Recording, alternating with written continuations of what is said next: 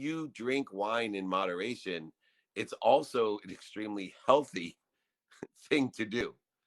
You drink too Absolutely. much water, you're going to die. You drink too much wine, you're going to die. I tell people all the time, it's not the wine, right? It's not the wine, it's not the water, it's the person abusing wine and water. But what are some of the healthy aspects of wine if you drink it in moderation? Well, so wine is full of phenolics, right? So phenolics are going to be something like an antioxidant, right? So you have that. Then you have resveratrol. Resveratrol is known to kind of hold back the aging process and in your body and keep your heart healthy. So in moderation, absolutely, it's a healthy thing. One thing I always like to point out was my grandmother. She lived to the age of 98 years old, and she drank wine for lunch and dinner in moderation. Never saw her drunk once, but enjoyed a couple glasses of wine at lunch and at dinner every single day, all the way up through the time when she became bedridden. But 98 years old and sharp as a tack.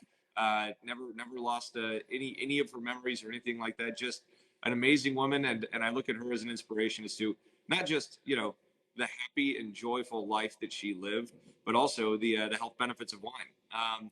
But one thing that's really interesting is sulfur is somewhat of a necessary evil for us in the process of winemaking.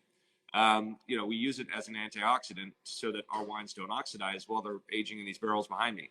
So what's interesting to me is that there seems to be like this movement away from sulfur dioxide in your dried fruits. People are looking for dried apricots without the use of sulfur. But if you're looking for nature's number one antioxidant, it's sulfur. And I think that having some of that, in your what you eat and in your system on a regular basis, I do think that absolutely helps with holding back the aging process. So that's one thing we don't always talk about in the wine industry because it's just not sexy. But I do think that that in itself has some great health benefits for a life long and well lived.